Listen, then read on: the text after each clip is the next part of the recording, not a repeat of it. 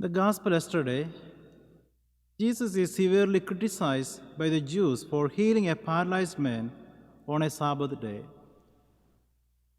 The Jews strictly observe the precepts that no work should be done on this day.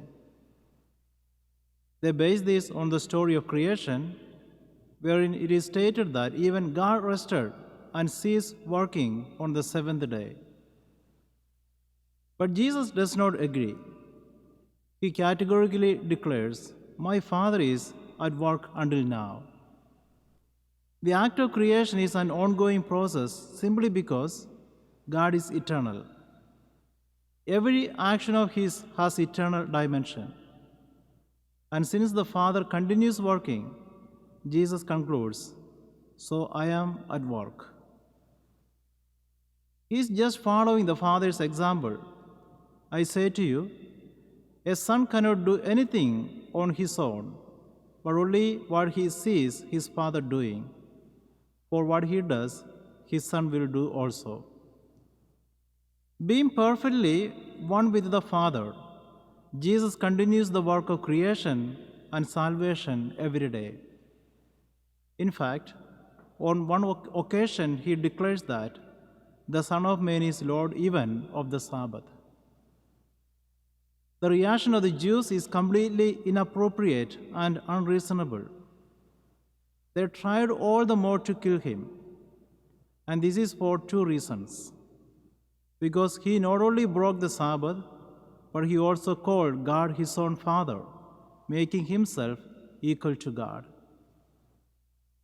In the face of such an obvious display of animosity and real threat, Jesus does not retract his statement nor backtrack on his claim. Instead, he further expounds on his assertion that he indeed is the Son who is consubstantial with the Father.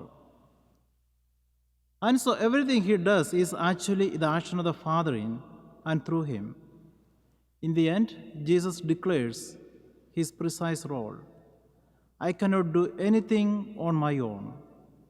I judge as I hear, and my judgment is just, because I do not seek my own will, but the will of the one who sent me. We take pride in being called Christians.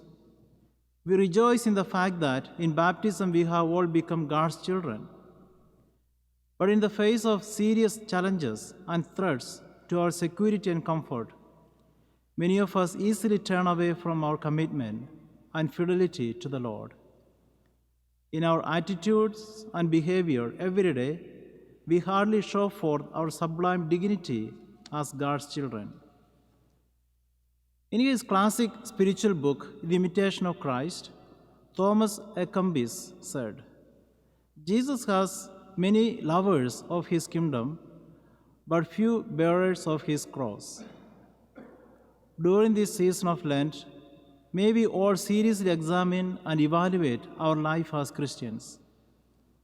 May we be filled with the grace of God so that we are able to closely imitate Christ in his complete obedience to the will of the Heavenly Father. May we become clear reflections of the Father in this world.